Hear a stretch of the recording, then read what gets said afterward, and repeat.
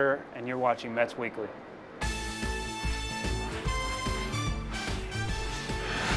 Coming up on Mets Weekly, presented by FlatRate Moving. You're so money, and you don't even know it. Don't even know it. We sit down with David Wright as the third baseman talks about everything from baseball to movies to Jersey Shore. Favorite character on Jersey Shore? Plus, meet one of the youngest Cyclones during his quest for a record-breaking season in Brooklyn. I think having a work ethic and the right mindsets, that's one of the biggest parts of making it. Some very special guests swing by Citi Field. Growing up in Connecticut, the Mets were my National League team.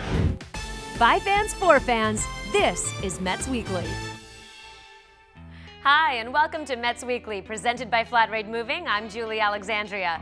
It's hard to believe that David Wright has been manning the hot corner for the better part of 7 seasons. He's played almost 1,000 games in Mets uniform. The 5-time All-Star is making his way to the Mets record books in many different categories. For example, earlier this season, he collected his 1,000th hit. And today, we go one-on-one with Mets All-Star third baseman David Wright.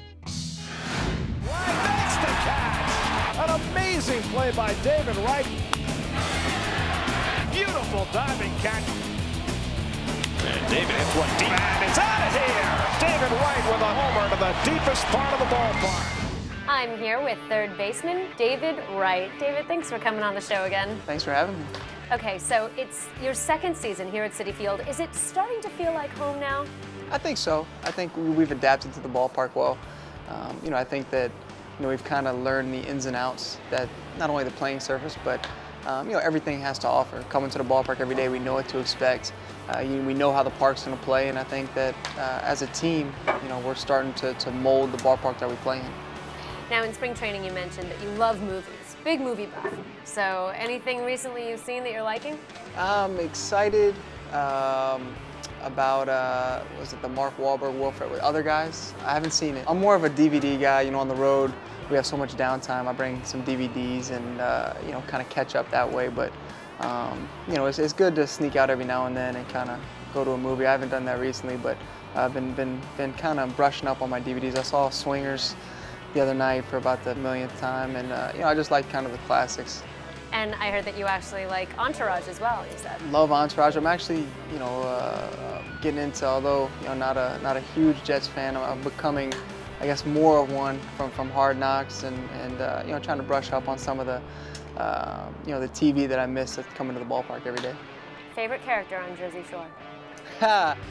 Well, after the vitamin water little spoof that we did, I'd have to say, the Situation. Now I hear he's going to be on Dancing with the Stars, so I got to tune into that.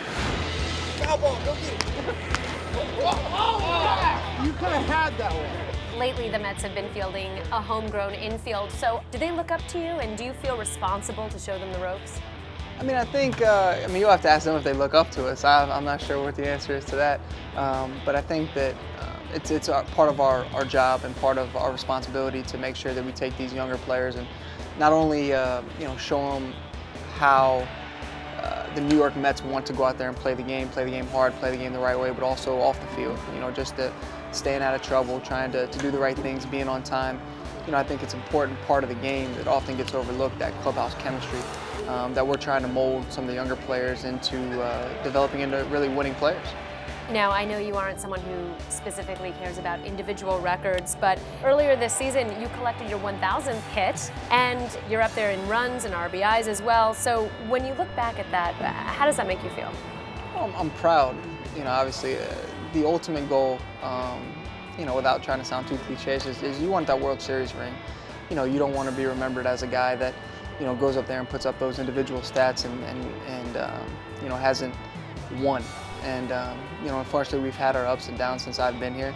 And then we want to get back to the point where, we contend year in, year out on a consistent basis and ultimately win a World Series. And that's what I want to be remembered for, not, look up and have a certain number of hits or a certain number of RBIs, a certain number of home runs. I want to be considered like a lot of those 86 guys are, where, you say 86 and they think of champions, they think of winners. That's where I want to get.